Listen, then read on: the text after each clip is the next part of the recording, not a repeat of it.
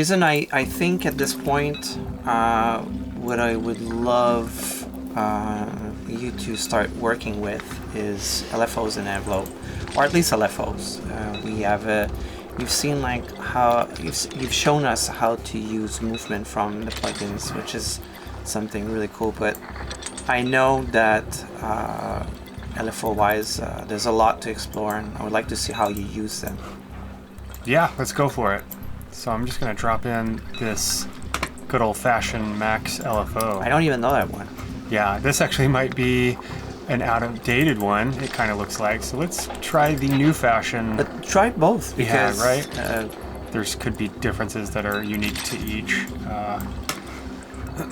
Let's see here. I'm going to just group everything. Let's get really weird here. Just drop all these into their own group. I'm going to... So unfortunately with groups you can't have clips there automating the effects inside of the group. So what I'm going to do is we'll use group effects. Let's get our LFO inside of there. Where did I even put... There's it. Yeah, that's already in there. All right. So what I'm going to do is pull sound from the group so that I can make clips and do some different things with the LFOs inside of that. So we're going to use the gate here. Let's just drop that after those. I'm going to sidechain from group 1, and I'm going to... There we go. I'm going to turn off group 1, basically, mute it, and then turn the sidechain solo on, so we basically have that signal coming through this group effects. So now I can turn on this empty MIDI clip, and I can sort of start to animate stuff here. So I'm going to get some effects after this gate that's piping our sound.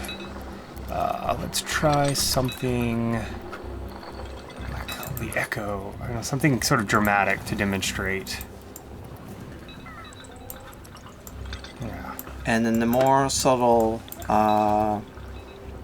side of things would be interesting to see how you use the resonator, because I know you do some really nice stuff with it, so that's something I'd love you to do. And yeah, here we go. Here's a resonator. And challenge on this would be also to use a looper. I know that's like a bit of a curveball there, but no, I'm up for it. You know, I do this to myself all the time anyway. I think of ideas of weird new things to try. It's fun to have some, you know, totally random something I didn't think of also. I think the looper there is pretty random, but I know there's something interesting to be doing with that. Yeah. One thing I like to do with a looper is, and we'll get to the LFOs in a little bit, but we've already gone down our own little unique side chained rabbit hole. I like to... let's see, basically fade in the sound as I hit after I hit record. We'll let this go for a little bit. As it records, and I'm going to kick it into overdub mode, and I'm going to pull down the gain.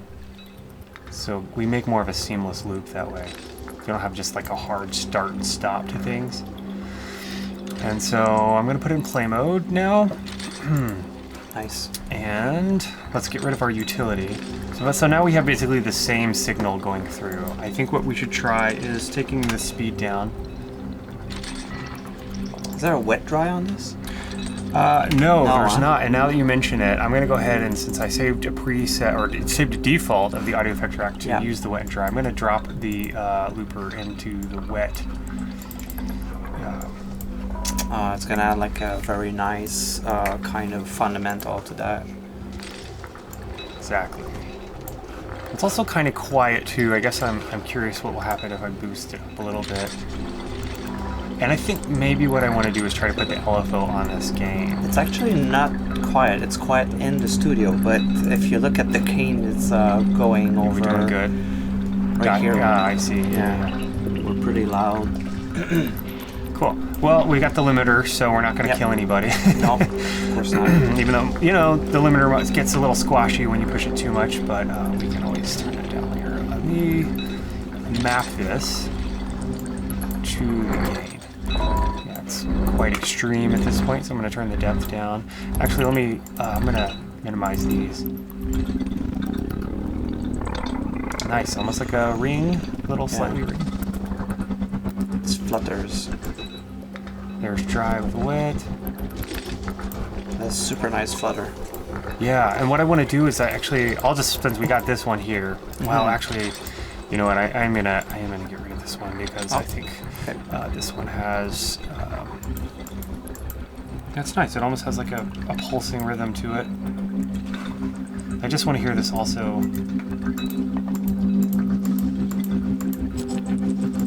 Huh. It's nice when it's moving, so maybe there's an automation to be tried.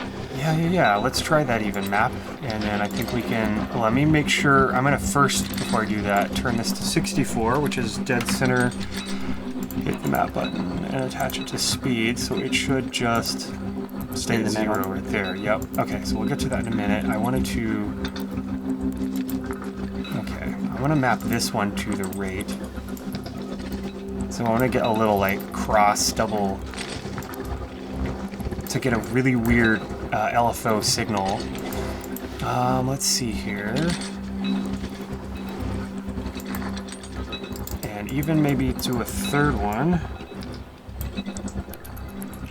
You were holding the Alt button to do that, right? Yeah, that's basically like it duplicates. Let's put that on the depth here. Now we're getting something that's really odd, and what I might do now is, since we've got this clip going in our group effects, I can go ahead and automate stuff here, which I wish you could do, have dummy clips on the actual groups themselves, but you can't. And also, this is a good way to take signals from the sends too and put them in MIDI cracks and animate effects inside of those. So now we've got like a really strange, it's almost like a kind of fluxing, you know, it almost sounds like Alien. It's going to be one of those extra texture that you can layer over the sound at a very low volume. Yeah, definitely. Here, yeah, I can even... Let me unlink these. Haas it up. Haas is back. Haas is nos. Alright, so... Let's try to play with this. It's a bit of Richard Devine Transformers kind of presence right now. Yeah, they call it the... Has a name? The choppers in the Hollywood sound design world. They call it choppers. Yep, and you hear it a lot. You'll hear it with the bass. Those are droppers. Yeah. Droppers and choppers. Choppers. I just call them Richard Devines. Yeah. I associate that with him all the time. He maybe Hollywood has taken some of his ideas from him. Hollywood. Pay for that.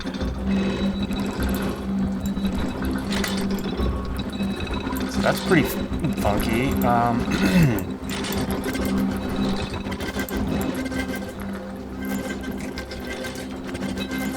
Now let me turn this.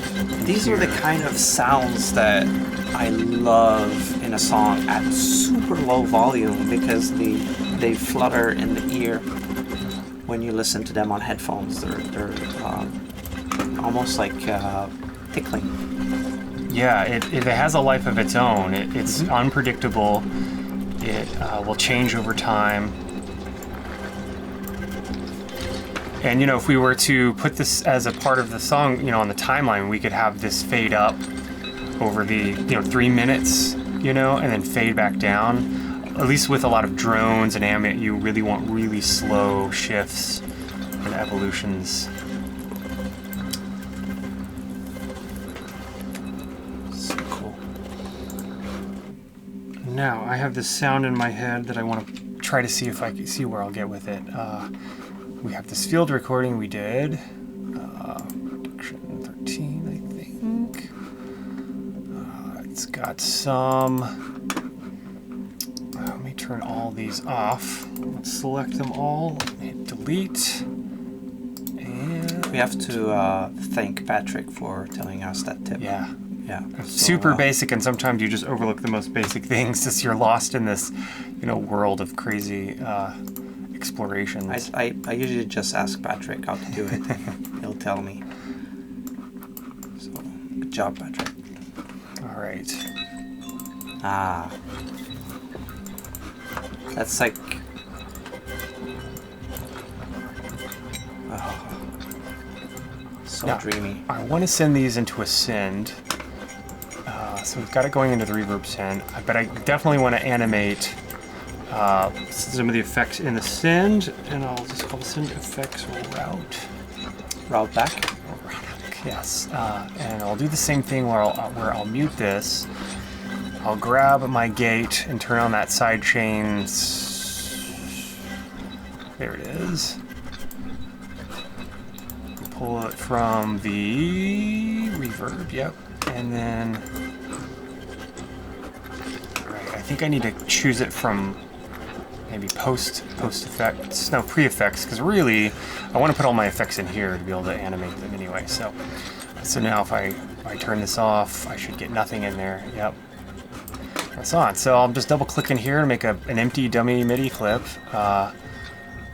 And I want to try. Oh, okay. So you're doing this to get the MIDI clip for the effect of the send. Yeah, you could use an audio track to do the same thing, but you get free dummy clips with MIDI. I don't know why they don't let you do the same thing with audio, but why you can't have dummy clips on the synths. It's the same thing. Like, would be super useful.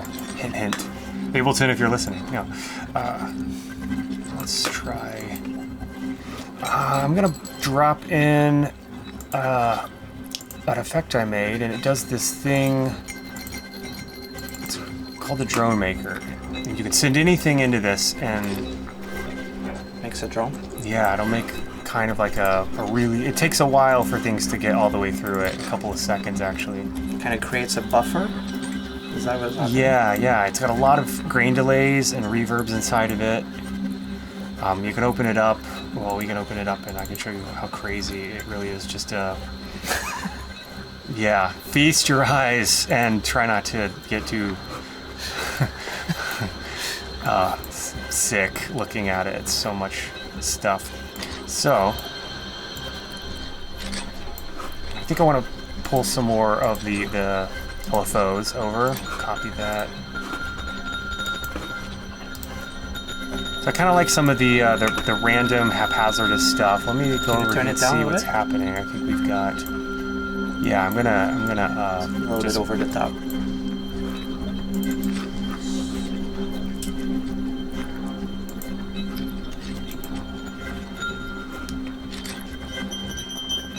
Yeah, we'll put a limiter. Yeah, there we go.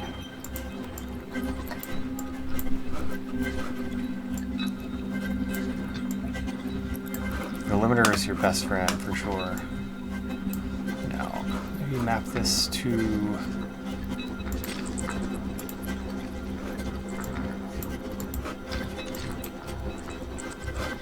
And let's try a resonator on that.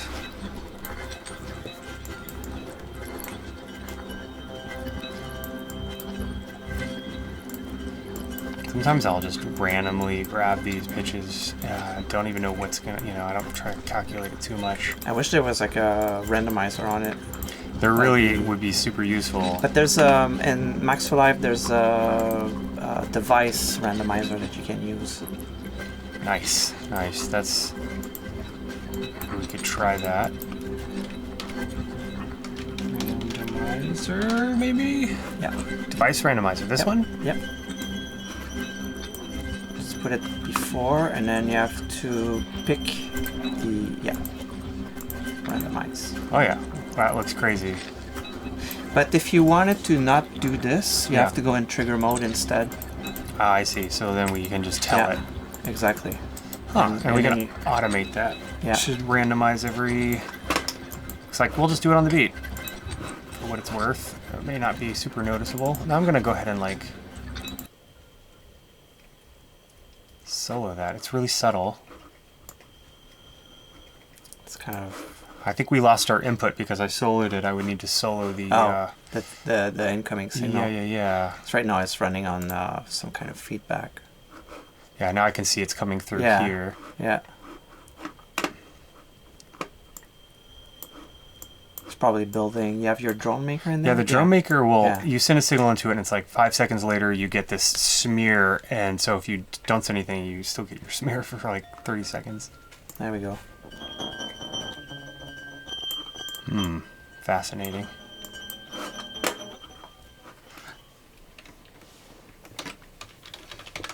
Probably can lower down the random percentage of that thing. This button right here, Yeah. this slider. It's like in Reactor, when you randomize, you can decide like only 10%, 5%. It's cool it doesn't randomize the wet dry. That's practical. Nice.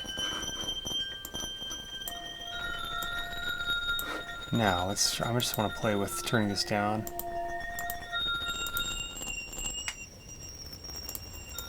Crispy. Super clear and crispy, yeah. That's the kind of thing, if you send me this for mastering, I'm gonna throw you in my chair. This does not work on vinyl, but on a CD. Well, it can, but it's just, for the mastering engineer, this is a nightmare. I'm sure.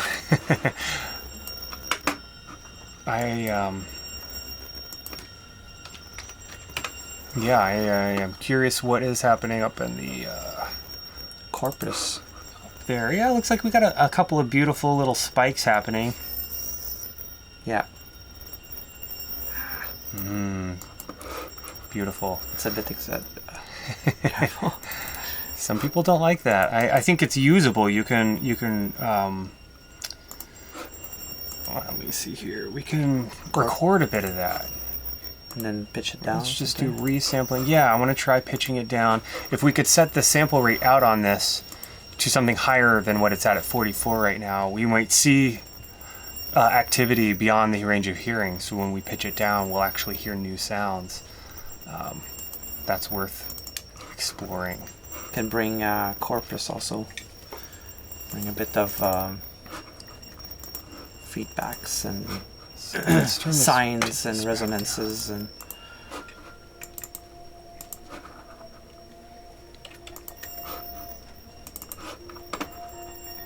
now if I take a repitch,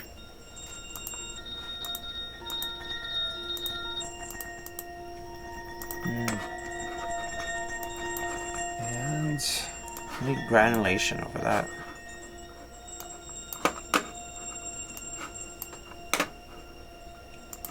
try pitching this down. This grain delay also sounds really good. If you export these sounds at 192 kilohertz, the highest resolution, the grain delay actually does sound better. It sounds different. I think better.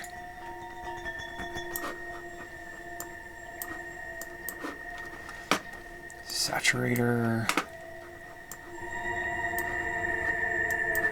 You start to hear stuff jumping out.